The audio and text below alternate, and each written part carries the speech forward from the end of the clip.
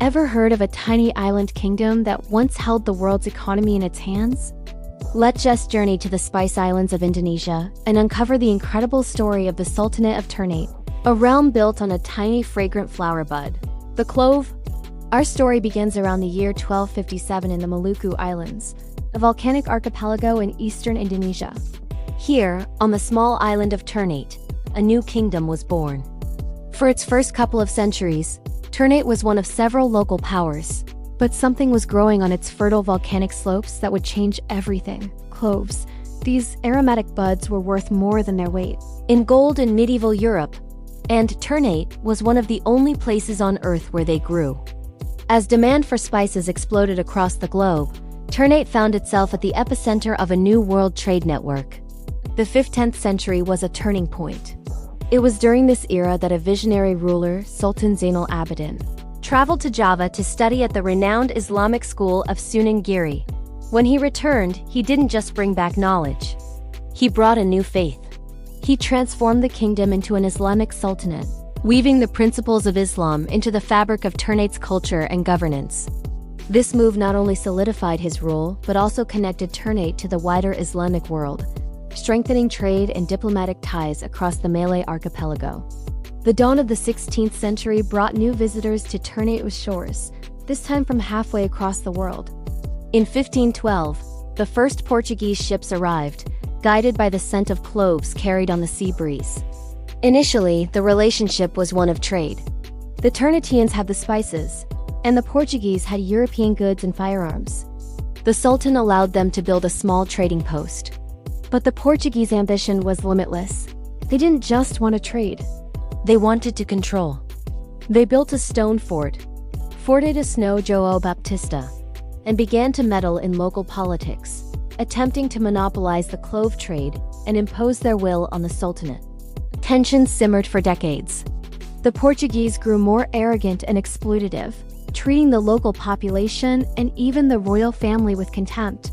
The breaking point came in 1570 with the brutal assassination of Sultan Hiran. He was invited to the Portuguese fort under the pretense of a peaceful negotiation, only to be treacherously murdered. This act of betrayal ignited a firestorm of resistance.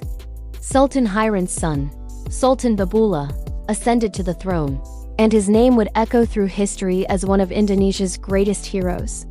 Known as the Lord of 72 Islands, Babula was a brilliant military strategist and a charismatic leader. He declared a holy war, a jihad, against the Portuguese. He united the rival Sultanate of Tidore and other regional powers, forming a powerful indigenous alliance. For 5 long years, his forces besieged the Portuguese fort. He cut off their supplies, launched relentless attacks, and slowly starved them out. In 1575, the unthinkable happened. The mighty Portuguese Empire, a global superpower, was forced to surrender.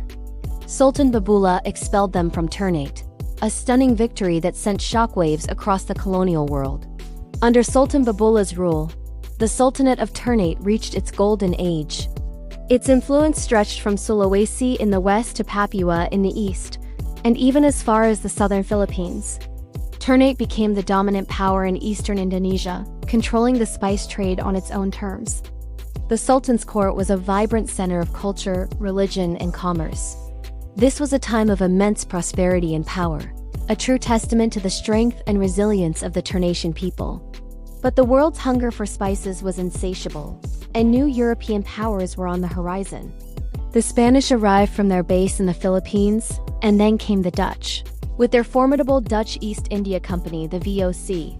What followed was a complex, multi-sided chess game for control of the Spice Islands. The sultans of Ternate became masters of diplomacy, playing one European power against another to maintain their independence. They allied with the Dutch to push out the Spanish, but soon discovered the Dutch were an even greater threat. The VOC was relentless and systematic. They wanted a total monopoly, and they were willing to achieve it by any means necessary. They forced the Sultanate into unequal treaties, restricted clove production to islands under their direct control, and brutally suppressed any resistance. They even uprooted and destroyed clove trees on other islands to keep prices artificially high, an infamous policy known as the spice monopoly. Over the next 2 centuries, Ternate's power was gradually eroded. Internal succession disputes, often fueled by the Dutch, weakened the Sultanate from within. By the 19th century, Ternate, like much of the Indonesian archipelago, had been fully incorporated into the Dutch East Indies colony. The glorious days of controlling the global spice trade were over. But the story of Ternate doesn't end there. Though its political power had waned, its cultural and spiritual significance remained.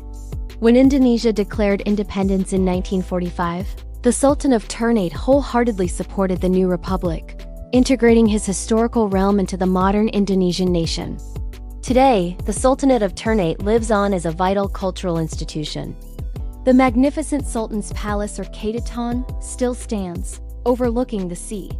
It now serves as a museum, a treasure trove of the Sultanate's rich history.